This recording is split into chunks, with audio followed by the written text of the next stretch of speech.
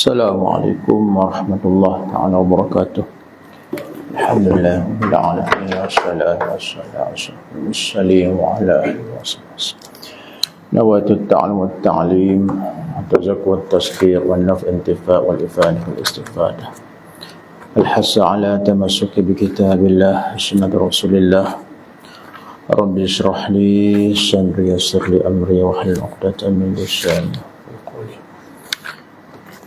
Rabbi zidna ilma wa'assir lana rizqana wa barik lana fi ma razaqtana waj'alna mahbuban fi qulubi ibadika waj'al wajhaha fid dunya wal akhirah minka rabbi ya katsiran wa'asin fi anqa'i ya mubdi'a bil amsa wa laqad hamdu wa lakal minna wa lakal syarfu ala kulli hal. Insyaallah muka surat 78.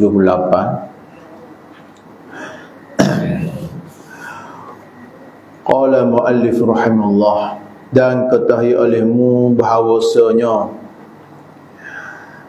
hajat kepada sabar itu melengkapi ia akan segala masa. Jadi perlunya kita, berhajatnya kita kepada sifat sabar itu sepanjang masa, tak ikut keadaan. Sepanjang masa kita berhajat, kita perlu kepada sifat sabar. Perlu kita hiasi hati kita dengan sifat sabar. Kenapa? Kerana barang yang mengenai akan manusia itu tiada sunyi ia daripada dua macam. Kerana apa yang berlaku pada manusia itu tidak dapat tidak dalam dua keadaan. Yang pertama, barang yang setuju dengan keinginan. Yang pertama, suatu yang sesuai, yang bertepatan dengan keinginan, menafsu dia. Kedua, yang menyalahi ia akan dia. Yang kedua, yang tidak setuju dengan nafsu, yang tidak sesuai, tak bertepatan dengan keinginan nafsu dia. Seperti misalnya, yang panggil misal hak tak setuju dengan nafsu. Seperti si hak yang setuju dengan keinginannya, yang panggil misal hak setuju. Ada pun yang setuju, tidak baca. Kedua, yang menyalahi akan dia, yang tidak sesuai dengan nafsu dia. Jadi dua kan. Kita ni dalam hidup kita ada dua benda. Pertama, hak Kelantan. Pertama yang sesuai dengan nafsu dia. Sesuai. Yang kedua yang menyalahi, yang tak sesuai dengan nafsu. Dua tu cara umumnya.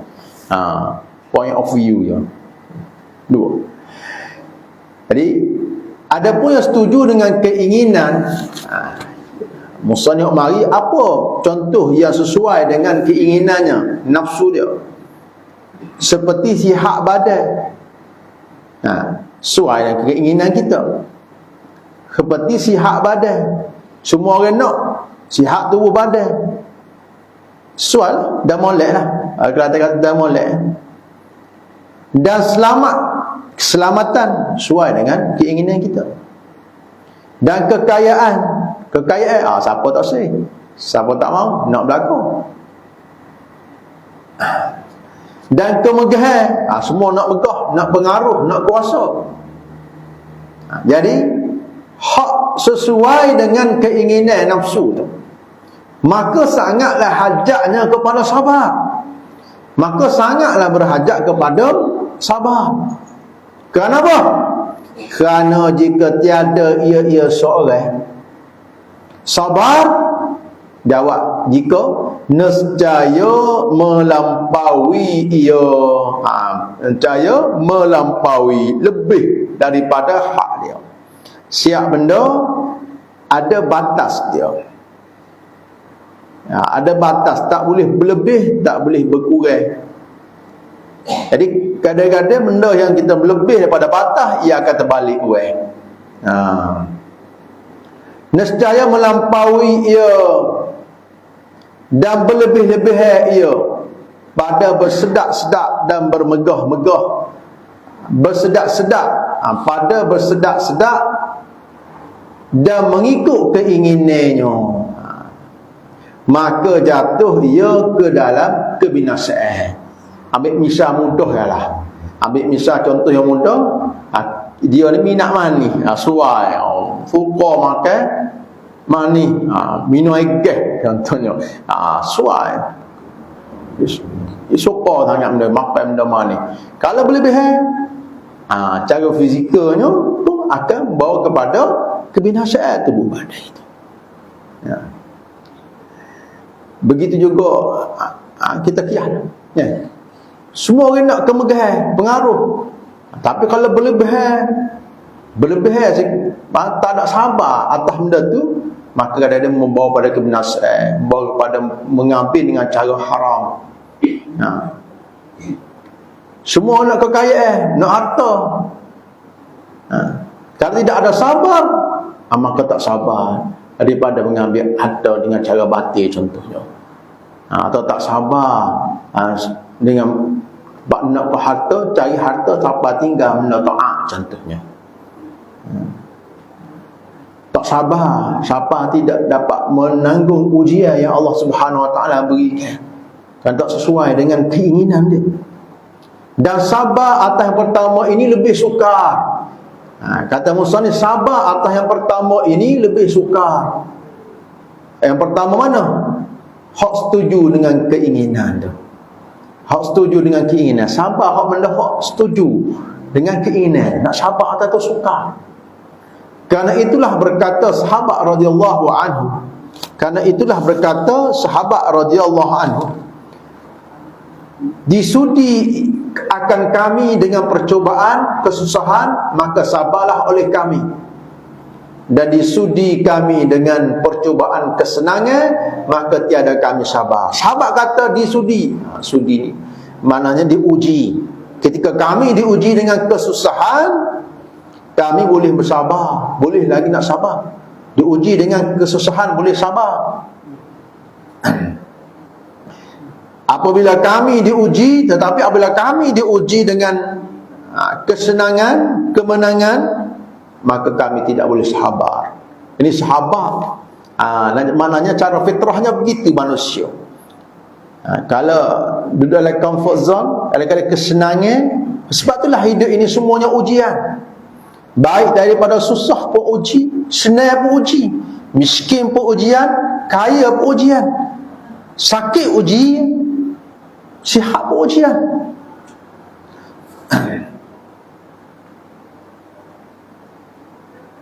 Bermula makna sabar itu, ya baru-baru ya makna sabar agak buat dia agak sabar-sabar. Bermula makna sabar itu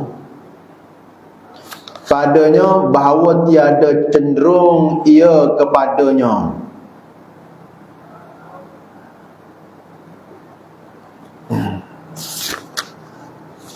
Tiada cenderung ia kepadanya dan mengetahui akan bahawasanya sekalian yang demikian itu penaruhan pada sisinya.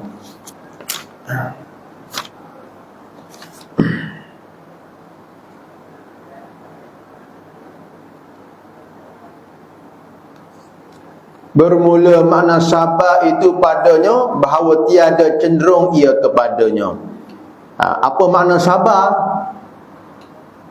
Kalau kita bincang sini maknanya tiada cenderung ia kepadanya, makna tidak cenderung kepada keinginan tadi.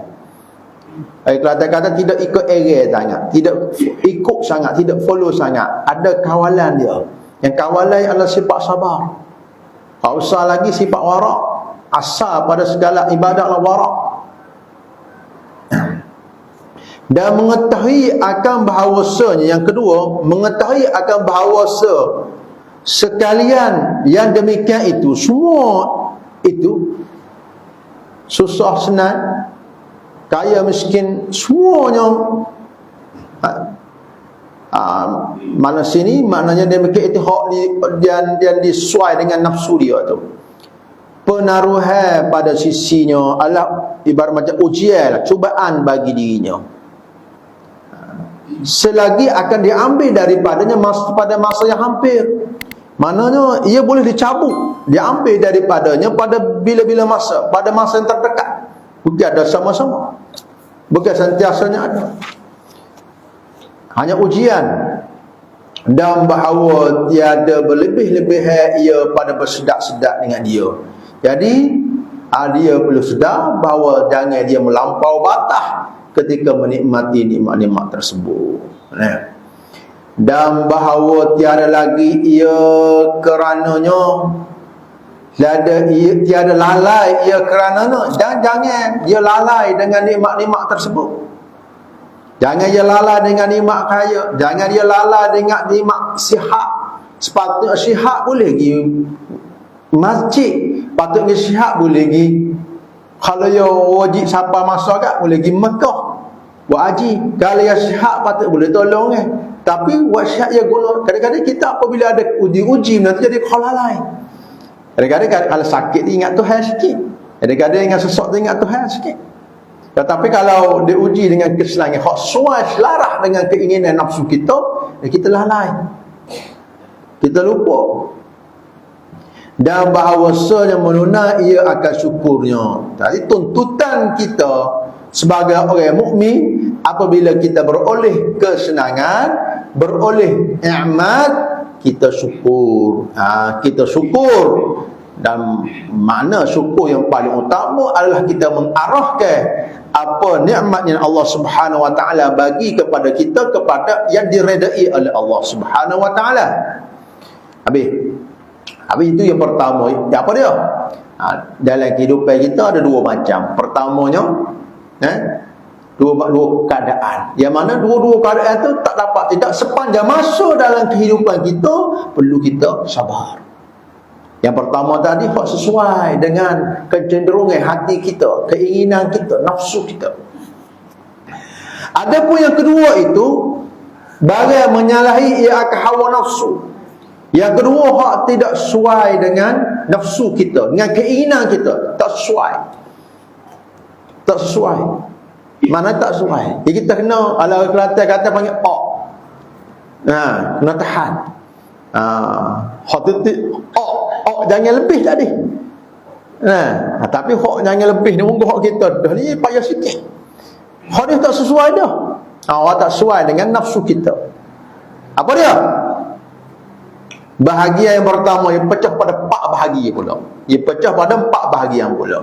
Bahagian yang pertama mengerjakan taat. Mengerjakan taat sesuai kok. Sesuai ke tak nafsu? Tak sesuai. Sesuai tak sesuai? Tak ada. Kalau boleh pagi-pagi hok gapo pergi masjidnya. Tidurlah sedaknya. Buat apa dengan kuliahnya? Baik dengan lagu lain, dengan lagu sesuai, lagu sedap dengar. Buat apa cakap nasihat, cakap dengan ilmu, baik dengan benda lain.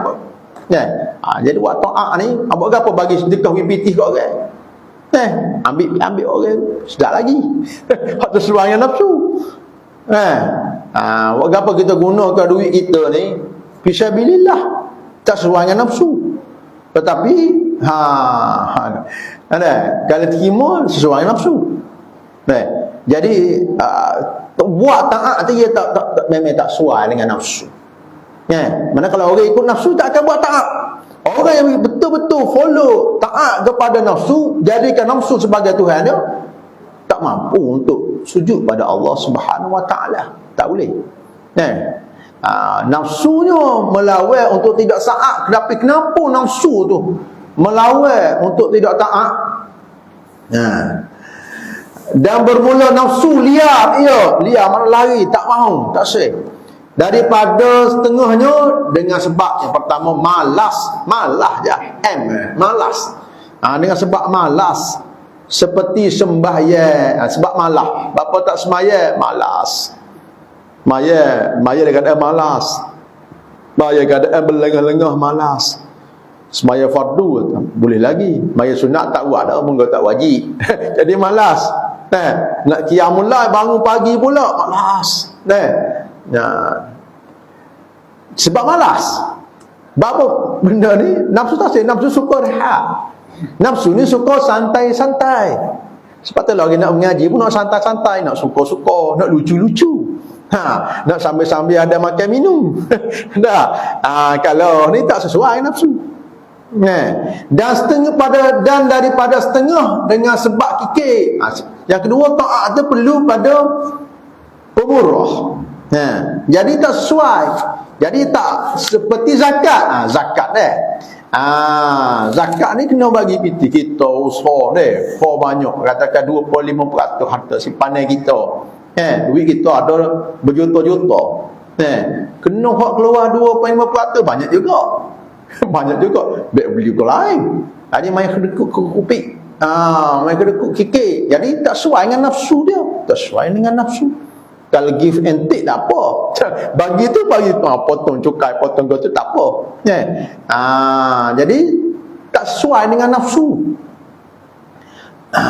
Yang keduanya, dan daripada setengahnya dengan sebab keduanya. Yang kedua dengan sebab dua-dua. Tapi ya, malah dan kupik, malah dan kedekut, malah dan kikir dua sekali. Apa dia? Seperti haji dan perang sabil. Haji ada haji malah juga baik pergi UK baik pergi pak lain orang sedap-sedap ni pergi haji ni bawah lagi panah lagi tinggal anak bini apa semua kan. Sedap ke tak? Jadi tak sesuai nafsu. Orang sedap tu sebab apa dia tak mengatasi nafsu dia? Dia rindu nak pergi Kaabah pergi haji, suka. Alhamdulillah, maknanya dia mengatasi kini nafsu dia. Kalau dia ke nafsu tak suka pergi haji, ada suka. Ada suka tak suka. Baik pergi merancang Paris ke mana ke, hak tu sesuai dengan nafsu. Ni tak sesuai. Jadi malas dan kikir keluar pitih pula. Alah ni mahal ni. Rayu pun mahal juga. Begitu juga perang sabilillah. Malas lah. Begitu juga keluar harta juga. Jadi dua-dua. Jadi tiga sebab. Pertama, malas. Yang kedua, kikir. Yang ketiga, malas dan kikir menyebabkan kita tak sesuai nafsu kita, tak sesuai buat taat, tak sabar dalam taat. Jadi bersabar dan sabar atas taat itu setengah dari pekerjaan yang sukar. Sebab itulah kata bersabar, kecenderungan hati tahan. Nafsu dalam buat taat itu satu perkara yang sukar. Sebab tu orang boleh angkat besi. Angkat besi yang berat 1 kilogram. Tetapi tak nak angkat selimut untuk bangun, untuk semaya, untuk qiyam. Tak boleh mau. Tak boleh. Sukar. Solat ni kabirah, la kabirah illa ala khashi'in. Sungguhnya semaya itu berat, besar, melainkan orang yang khusyuk.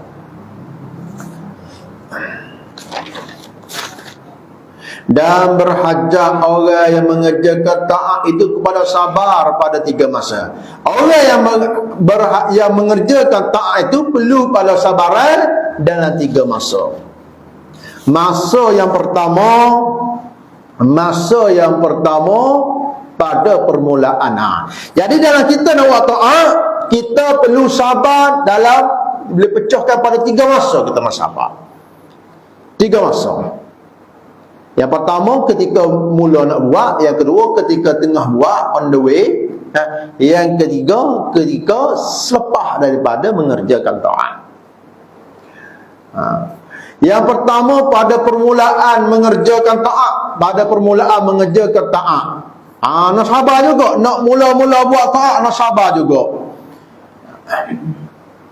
Dengan menghasilkan ikhlas dan sabar dari umpamanya. Mula-mula nak buat taat, nak qiyamul, nak sedekah, nak pergi haji, nak apa semua, nak zikir, nak sabar, nak lahirkan ikhlas. Nak ikhlas. Nak sabar juga nak ikhlas tu.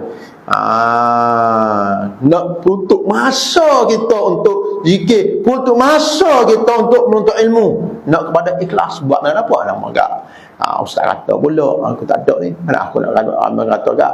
Orang kata pula. Jadi nak kepada lillahi ta'ala tu. Mula-mula nak buat tu lillah kerana Allah Ta'ala tu. agak melawan kecenderungan hati kita. Jadi kena sabar dalam menghadirkan keikhlasan, menjauhkan riak, jauhkan perbuatan kita kerana nak tunjuk pada orang. Pada mula-mula taat. Yang kedua,